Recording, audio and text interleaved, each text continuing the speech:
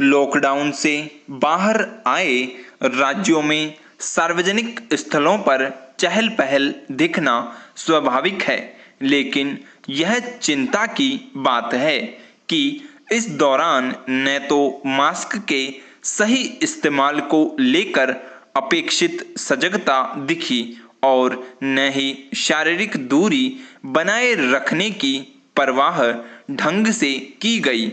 जब पहले ही दिन ऐसी बेपरवाही दिखी तो यह कल्पना सहज ही की जा सकती है कि आने वाले दिनों में क्या स्थिति बनेगी।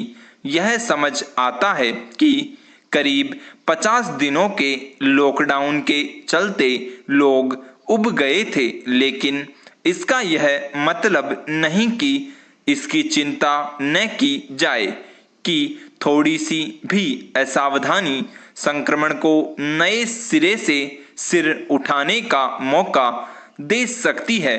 निसंदेह संक्रमण के नए मामलों में तेजी से कमी आई है और प्रतिदिन संक्रमण के मामले घटकर 1 लाख से भी कम रह गए हैं, लेकिन ये इतने भी कम नहीं हुए हैं कि जरूरी सावधानी का परिचय देना बंद कर दिया जाए।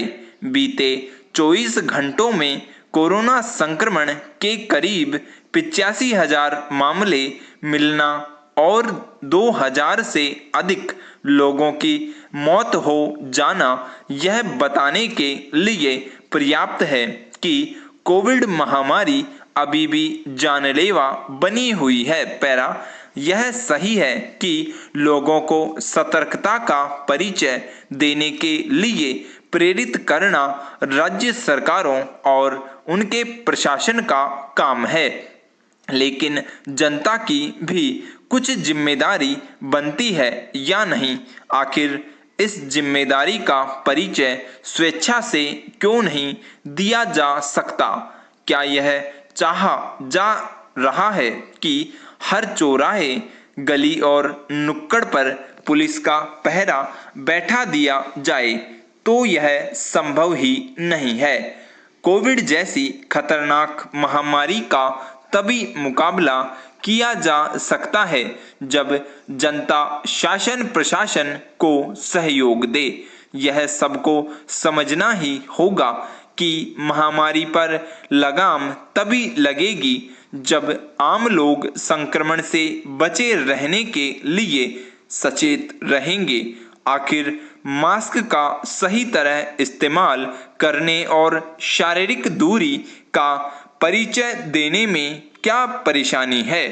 अब तक तो इस सब का परिचय देना लोगों की आदत का हिस्सा बन जाना चाहिए। इसलिए और भी क्योंकि कोविड प्रोटोकॉल को लेकर पुलिस प्रशासन को सख्ती दिखाते हुए 1 साल से अधिक का समय बीत चुका है।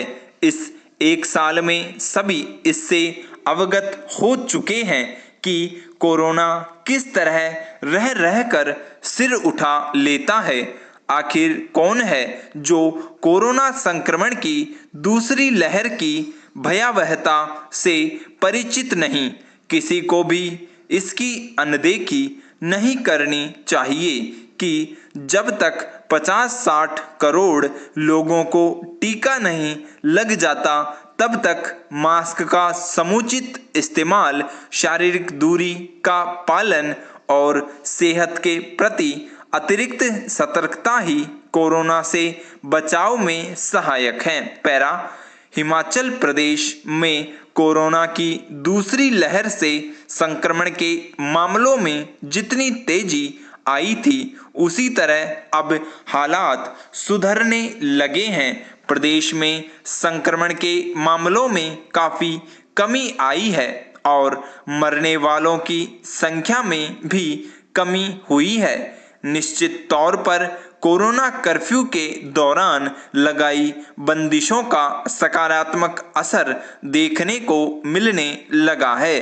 कर्फ्यू के दौरान सार्वजनिक परिवहन पर रोक का फैसला संक्रमण की चेन तोड़ने में मददगार बना। बाजार को तय समय तक खोलने की अनुमति दी गई, जिससे लोग घर पर ही रहे। कोरोना कर्फ्यू लागू होने से पहले प्रदेश में संक्रमण के रोजाना 3 से 4 हजार नए मामले आ रहे थे, जबकि 60 से 70 लोगों की मौत रोजाना हो रही थी। रविवार को भी प्रदेश में कोरोना संक्रमण के 363 नए मामले आए और 22 लोगों की मौत हुई। यह आंकड़ा पिछले 67 दिनों में सबसे कम है। यह कहना गलत नहीं होगा कि सरकार के प्रयास के साथ लोगों ने भी इस संकट से निपटने में संयम का परिचय दिया है।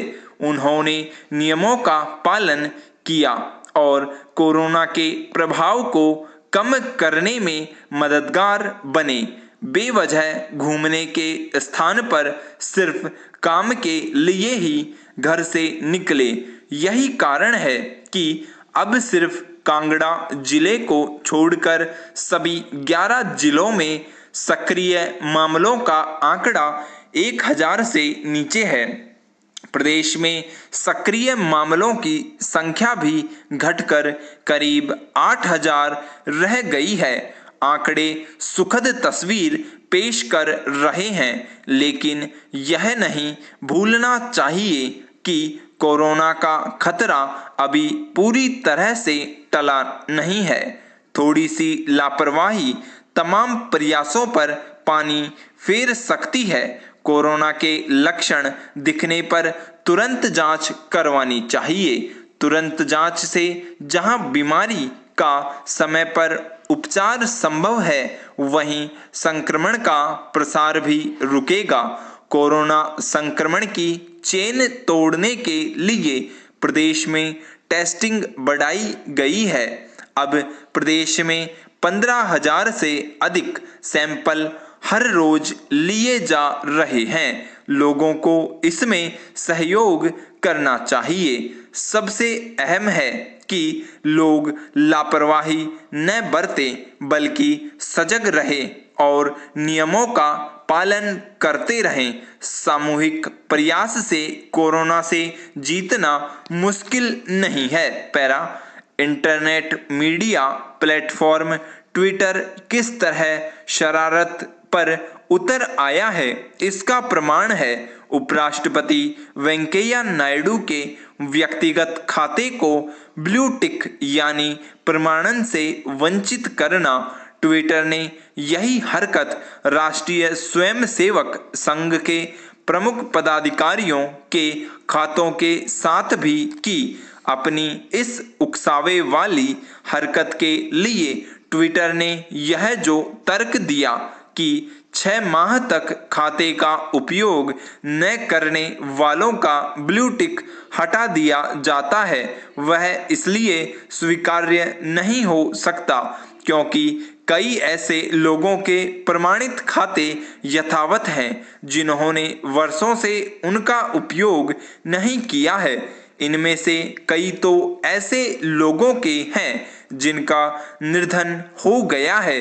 इससे संतुष्ट नहीं हुआ जा सकता कि बाद में ट्विटर ने सभी के खातों का ब्लू टिक चिन्ह बहाल कर दिया। वैसे भी इससे कुल मिलाकर यही साबित हुआ कि वह यह परखना चाहता था कि उसकी इस ओछी हरकत पर क्या प्रतिक्रिया होती है। यदि उसके नियम न्याय संगत थे तो फिर उसने उपराष्ट्रपति समेत संघ के पदाधिकारियों के ब्लू टिक वापस कैसे कर दिए। साफ है कि उसने गलत इरादे से यह हरकत की और उसके नियम ऐसे हैं जिनका इस्तेमाल वह मनमानी तरीके से करता है। यह समझना कठिन नहीं कि अहंकारी ट्विटर ने एक खास समूह के खातों के खिलाफ ही कार्रवाई क्यों की। उसने ऐसा या तो सरकार को अपनी ताकत दिखाने के लिए किया। विराम स्टॉप।